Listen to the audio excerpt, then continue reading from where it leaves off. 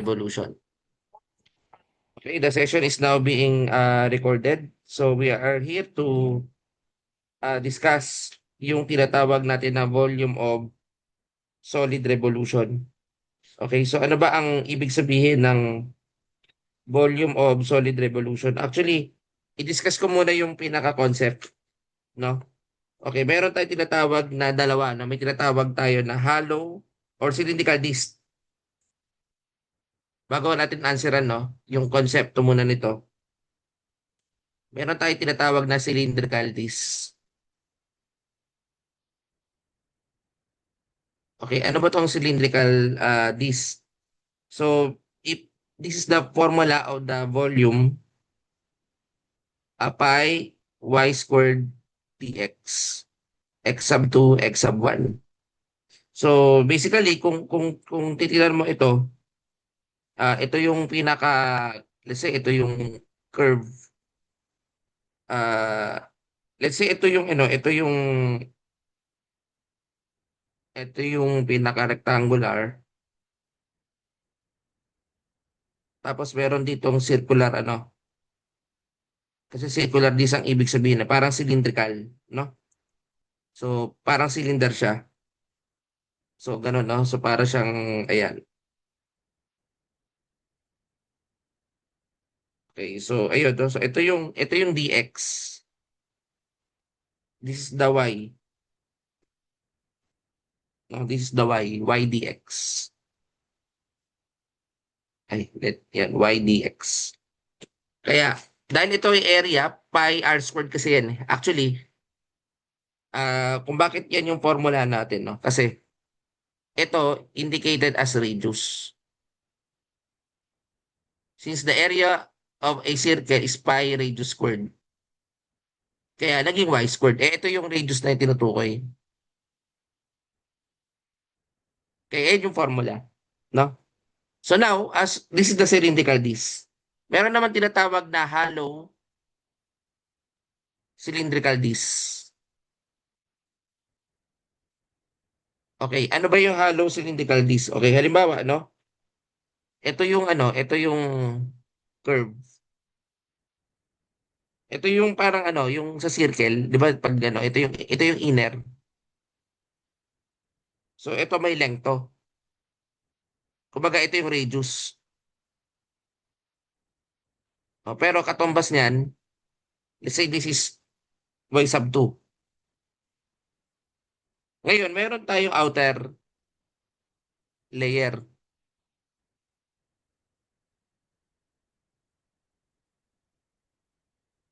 So itong outer layer, ito yung y sub 1. Now,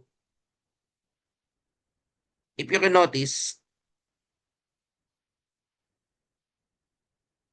okay, ito yung part ng y dx.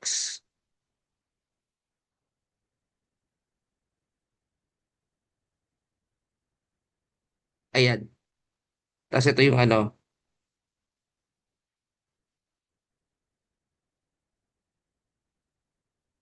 Okay, so yan yung ano. Kaya ang formula nito is the volume.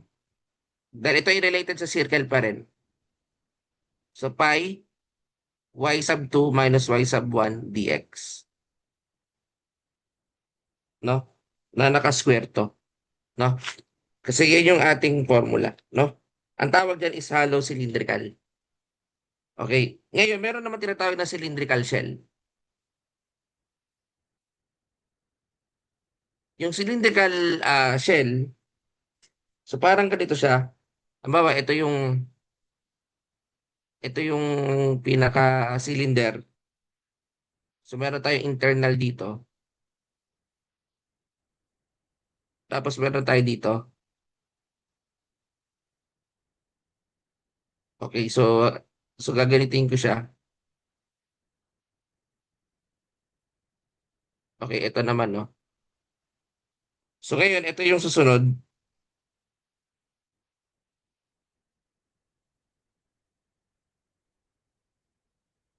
This is the dx, and this is the y, and this is the x.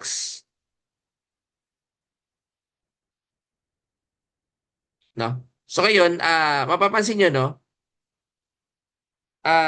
Since ito ay we are using volume, no? Volume of the solid curve. Ito kasi cylinder. Ano ba ang formal ng cylinder? Pi radius squared times height. This is the base area. This is the altitude or height. So ngayon, kukunin natin yung concept na yan, no? So ngayon, since we are dealing with the volume, no? So base area. So ngayon, ito ay pi. Ngayon, ang radius natin dito is ito nga, no? X times y. Okay, then sa kabila, so magiging 2xy dx.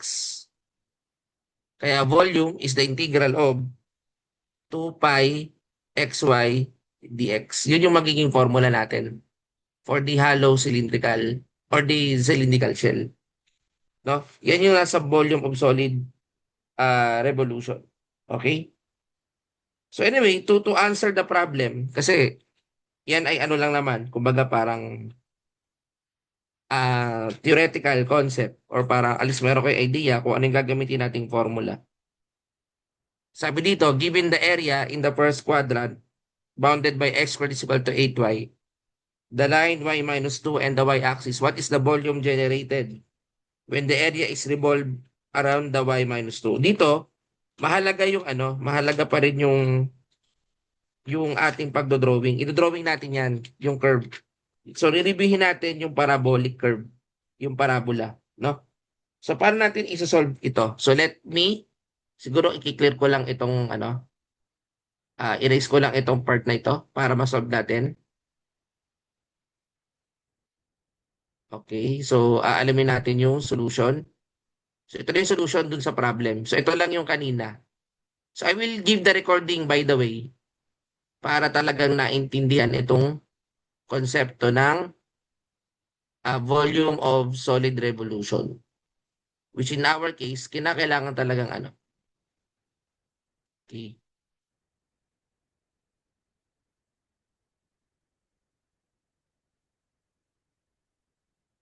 Okay.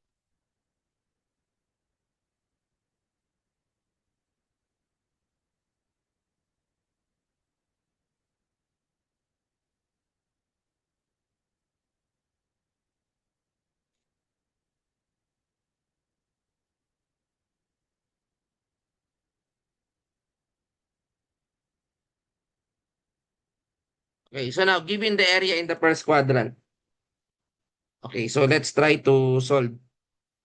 Ano ba yung area ng ating, ito is x squared equivalent to 8y. So yan ay opening upward.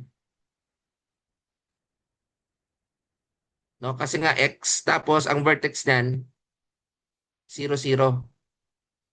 So ibig sabihin, kapag gumawa ka ng curve, let me, ayusin ko na yung yan.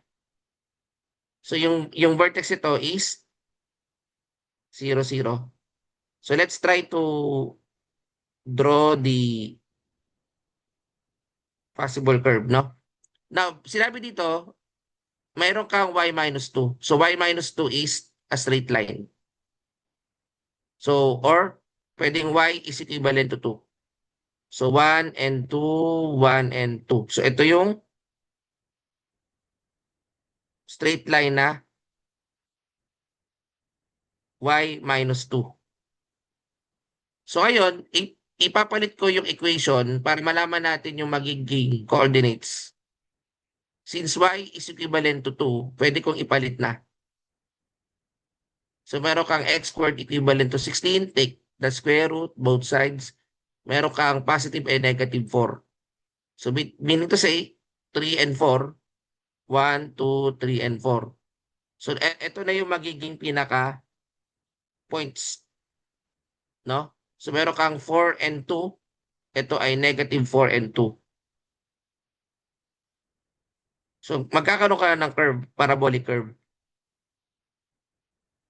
Okay, ayusin lang natin yung ating curve. Okay, so lalagyan natin ng curve. So ito yung equation ng x squared is equivalent to 8y. So sabi dito, given the area bounded by the curve and the line and the y-axis, this is the y-axis, what is the volume generated when this area is revolved around the line? So umikot dito. So nagkaroon ng ano, nagkaroon ng ah pag-ikot, no? Okay, now we can use no the formula kasi kung titingnan mo siya, no? Umikot siya dito sa line na to.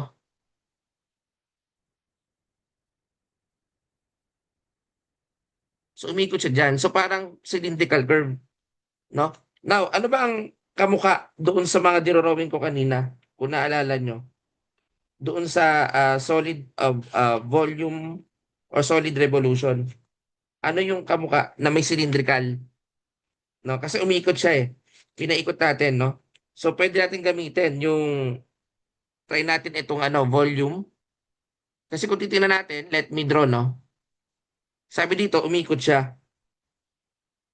So ibig sabihin, kung ito yung ating cylinder,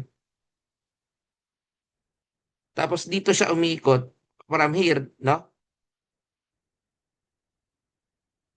Okay, so from here, okay, wait lang yan. Ayusin ko lang aking drawing. Kasi ito,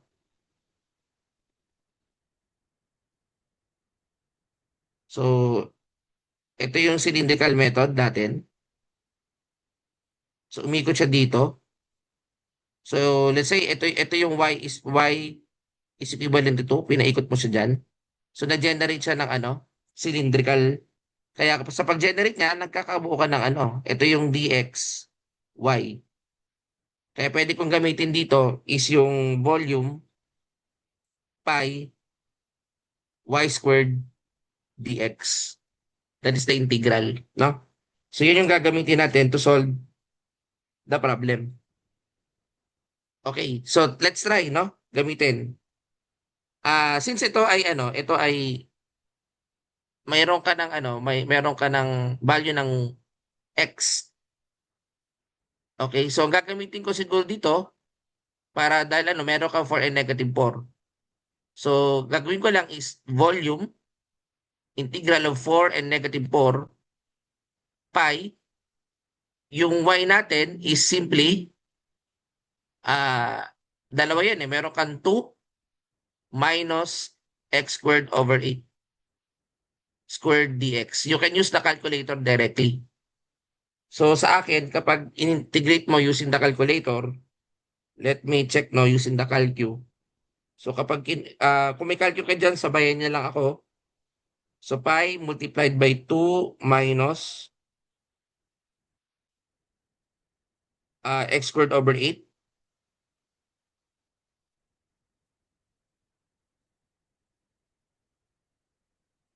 Wait lang ah. Uh, x squared over 8. Tapos na naka-squared, no? We have 4 and negative 4. So ang lumabas sa akin,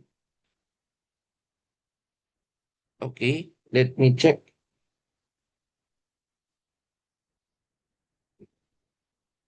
Okay,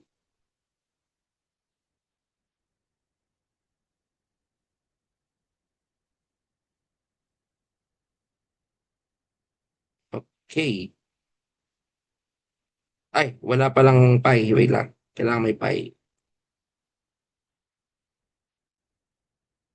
So, pi.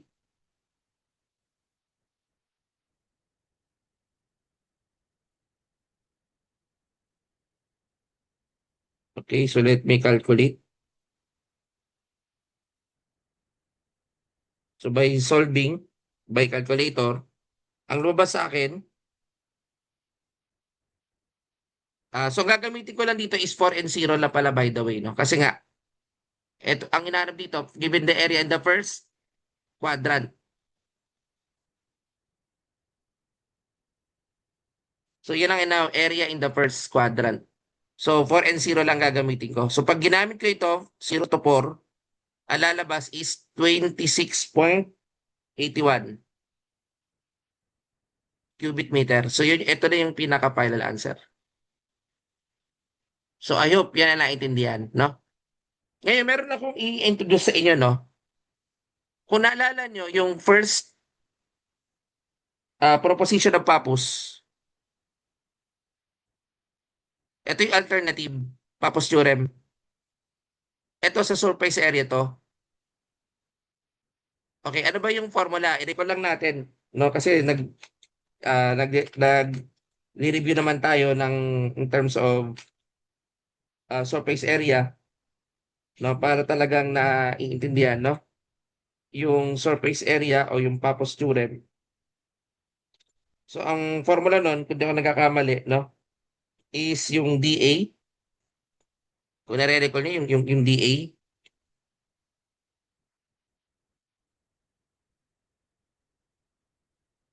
Tapos may integral tayo ng ano, let's say x sub 2, x sub 1. Then may square root 1 plus dy over dx. Naalala niyo pa ito? Last time sa pagkuha ng surface area. Yan yung first proposition ng Pappus. Ang second, ito, sa volume. So pwede nating i-apply yung second proposition ng Pappus in terms of volume. So what is the formula? Okay, ito yung V 2 pi d prime A. O ano ba yung d prime? D prime is the centroid. Centroid. Ito naman yung area, plane area. No? So ngayon dito, ano ba yung centroid natin? Ang formula dito guys, kapag ganyan na curve sa preposition of Pappus, para malaman mo yung yung area muna.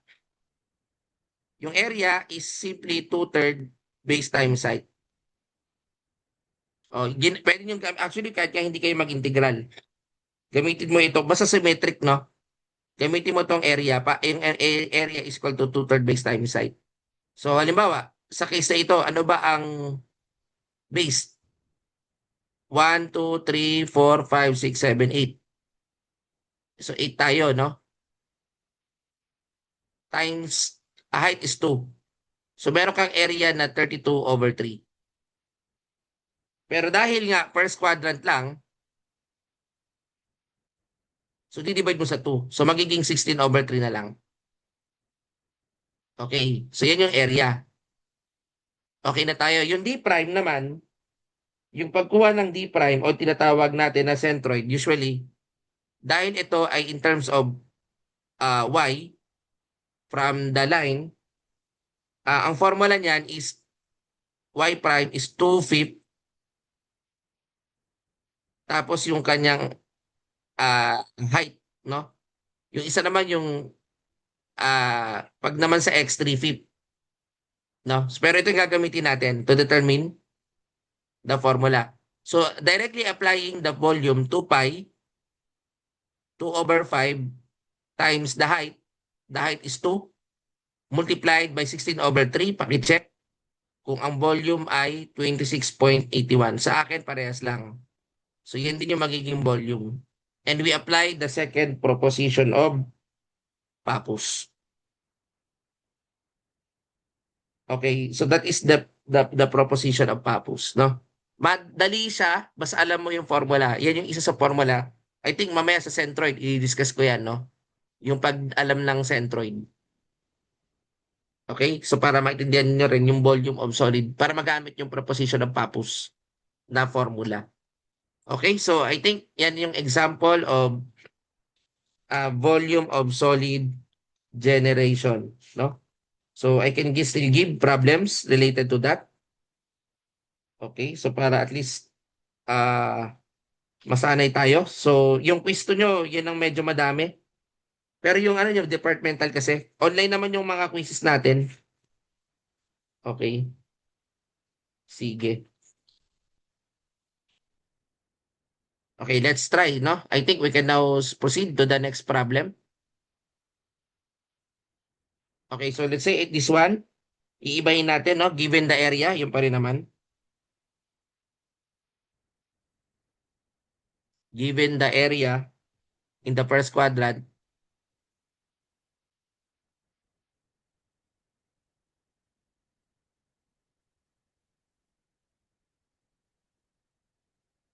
bounded by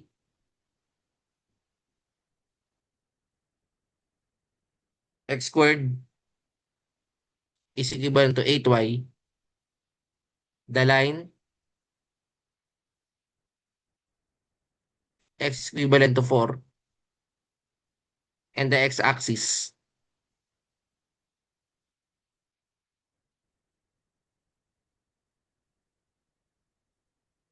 What is the volume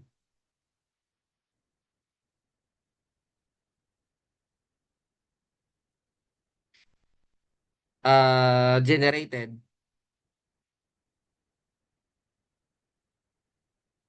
by revolving this area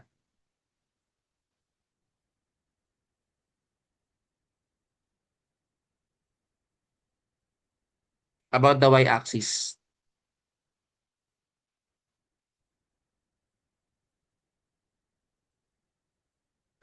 So, yan yung hinahanap, no? So, let's try to solve it. So, yung pa rin naman, x squared is equal to 8y, pero x ang, sabi dito, pinaikot sa y-axis. So, given the area, so x squared equivalent to 8y. So, basically, kapag ganyan, if x to 4, so magiging 16 to, 8y. So, y is equivalent to 2. So, meaning to say, since ito yung curve, 1, 2, 3, and 4, 1, 2, 3, and 4, 1 and 2. So, nandito yung curve. Ito yung x squared is equivalent to 8y. Tapos, narito yung yung line. Pero dito guys, ang sabi dito, given the area and the line x is equal to 4. Ito yung ibig sabihin dyan. And the x-axis. What is the volume generated by revolving this area around the y-axis? So parang cylindrical method din talaga yung lalabas dyan. No? So ibig sabihin parang ang mangyayari, if you will look doon sa ating cylindrical disc, no?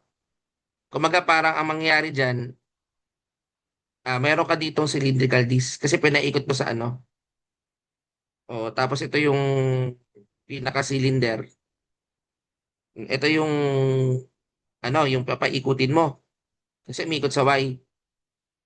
Kaya mahalaga kung saan mo nakikita kung saan umiikot. Okay, so yan yung axis. Ngayon, itong part na ito yung rate of change dito. Ito yung tinatawag na dx and y. So that is the y dx. So pinaikot mo siya dyan. Okay, now may distansya to. Ito yung x. Kaya ang formula niyan is volume 2 pi x y dx. Yun yung basically the formula, no? So, kung titingnan natin mabuti, ano ba ang solution dyan, no? I think pwede ang pa-posturing dito. Pero syempre, isolve muna natin with the known solutions na meron tayo based on the given that we have. Okay? So, given the area in the first quadrant, okay, so what is the line? What is the volume generated? So, to determine that, I think, no, kailangan i-relate in terms of x meron naman tayong value ng x. So, since ang y natin is x squared over 8, no? Yan ay in terms of dx. Pero dahil in terms of x tayo, ganito yung mangyayari dyan. Di ba alam naman natin x squared. O, x squared is equal to 8y. Wait lang yan. Okay, so x squared is equal to 8y. So x is square root of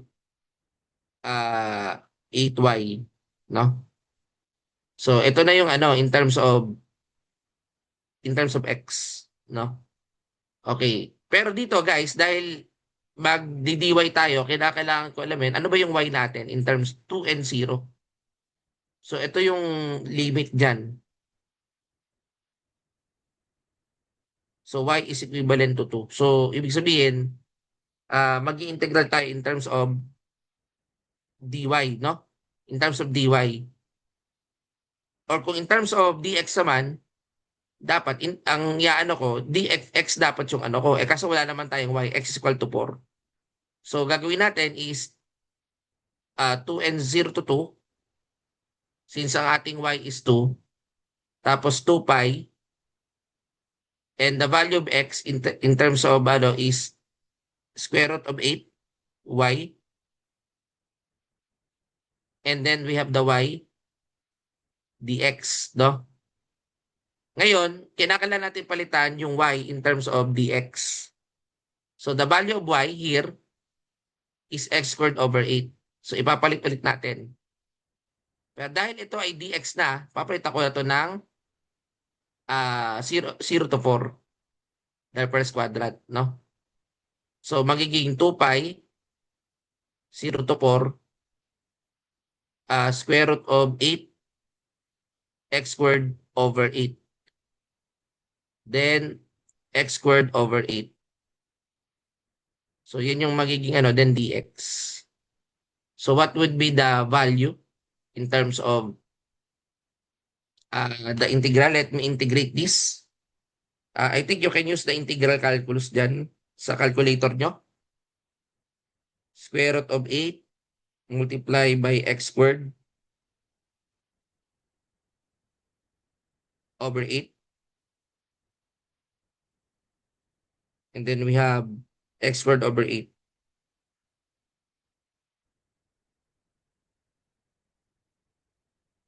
Okay, so gagamitin ko yung limit na 0 to 4.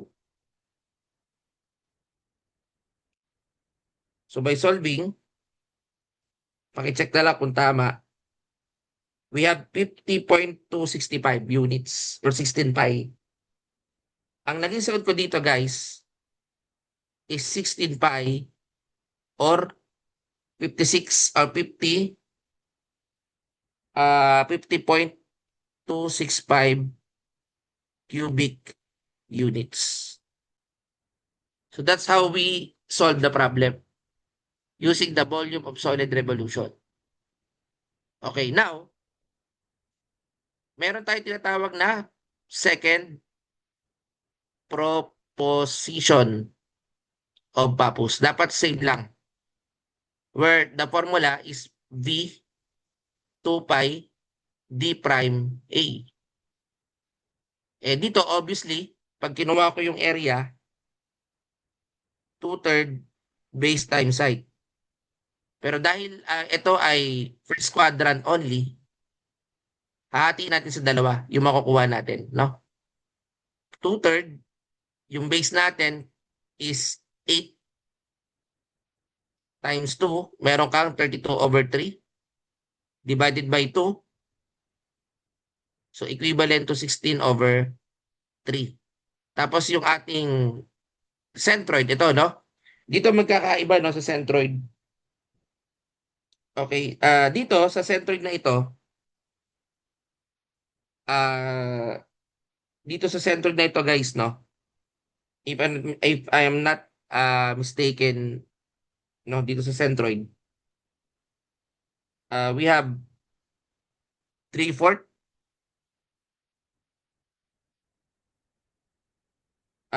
B o 3/4 A. Yan ang formula. So ngayon, ano ba yung A? Ito yung A. Wait lang.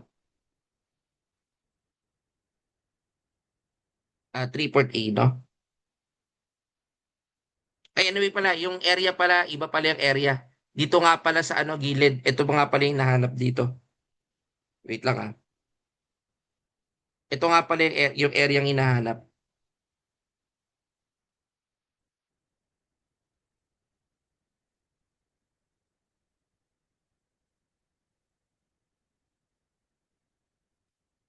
Okay,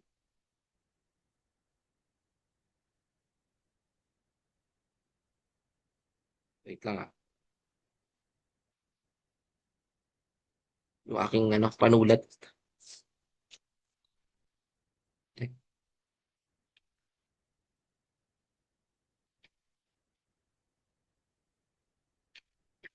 Mano-mano ko na lang.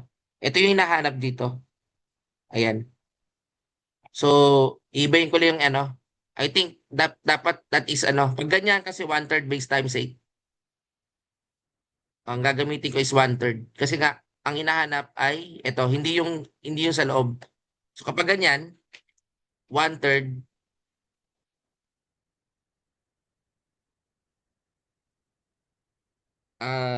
base times height. Kapag ang hinahanap ay dito sa loob. Kasi kung dito, pag ilang area, 2/3 base times height. Okay, yun yung hinahanap. Pero kapag dito sa loob ang hinahanap, that is 1/3 base times height. Bali, B, H over 3 lang. Yun yung mga formula sa ano guys ha. Kasi ito yung 2/3, ito yung 1/3. Ganun yun, oh. Oh, yun yung ano sa geometry. So ngayon, ito ay 1 lang ito. Then ito ay 16 over 3 divided by 3. So buri lang natin to, magiging 8 over 3 yung area. Okay, so yun yung ating ano dapat tingnan. So now, as we already know that A, itong D na lang kukunin, by volume preposition of Pappus, 2 pi. So i-apply na natin yung formula. 3/4 over A. Yung A natin is 4.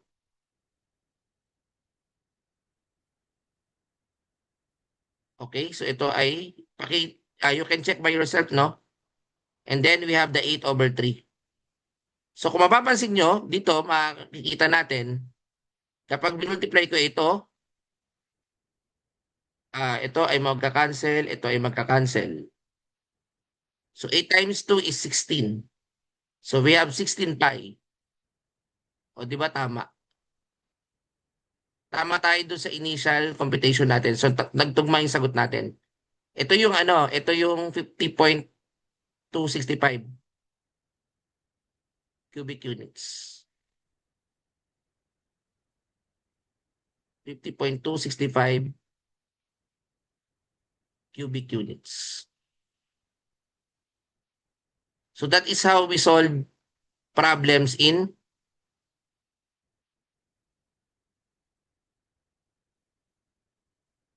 the area, no? Bounded by a curve. Okay? So, okay. So I think we can still have another sample.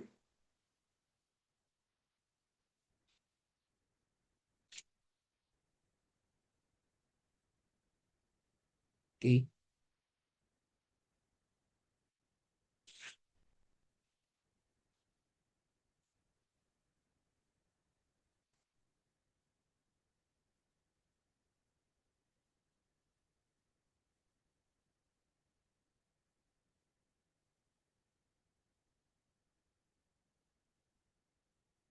Okay. So I think any question with that? So, gano'n lang siya kadali, no? For the example of a volume of a solid revolution, no? Siguro isa pang example para mas lalong maintindihan. Okay? Hanap tayo ng isa pang problem.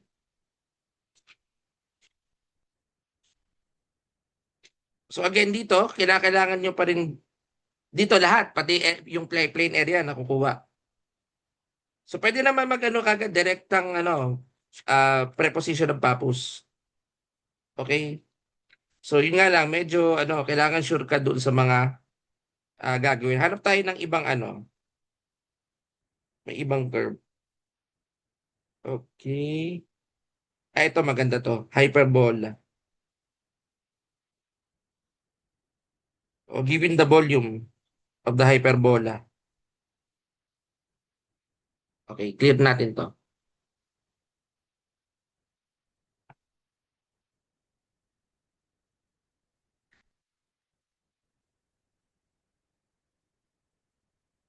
Wait lang ah. Ayaw, ano man, umano yung anak.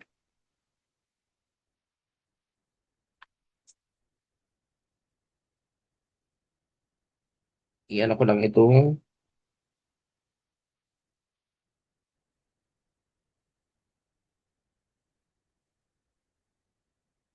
okay, so dito tayo sa 59. O dito sa number 3 problem. Find the volume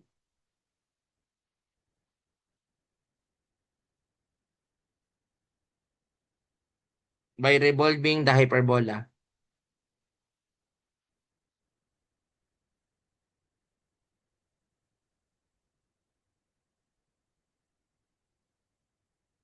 XY is equivalent to 6.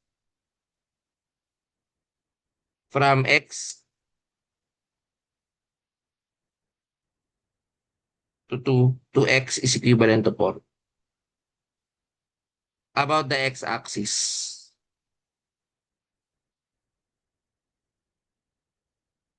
So that is the question, find the volume of the hyperbola. Okay, alam niyo na may ibig sabihin ng hyperbola. I think, no, yung hyperbola parang ganito yun eh. No? Ang hyperbola, this is the curve. So nakaganito siya, di ba? Tapos may mga asymptotes ka, no? Pero dito, ang gagamitin natin dito, since the volume revolving the hyperbola about the x-axis, so umikot dito. So cylindrical ulit to. Cylindrical to. So ang volume is pi y squared dx. Kasi dyan umikot. Now, ang y natin dito obviously is 6 over x. So in terms of dx to. So kapag kinuha natin pi 6 over x square dx. Now what would be the limit? Sasabi from 4 to 2. So umikot siya 1, 2, 3, 4. 'Di ba about the x then to 2. So kung titingnan mo nga andito lang 'yon, yung range. 'Di ba? So this the kumbaga kung ito yung cylindrical, oh ito yung kanyang yun yung inner, no? Ito yung 4, ito yung 2 for example, no? So yun, ito yung dx rate of change. Tapos ito yung ating y. Okay, ito from y, no? So ngayon, kapag kinuha natin yan, ito yung y dx. Ayan, ito yung y. So radius to. Baga kung titignan mo, radius to. Okay, so ngayon, kaya ito yung radius. Kaya yun yung formula, no? With 4 to 2. So by solving sa akin, ang nakuha ko dito is volume is 9 pi sa calculator ko or 28.27 cubic units. Yan yung sagot natin doon sa volume generated. Okay? So do you have any questions about, siguro better tayong i-close to para panibagong topic?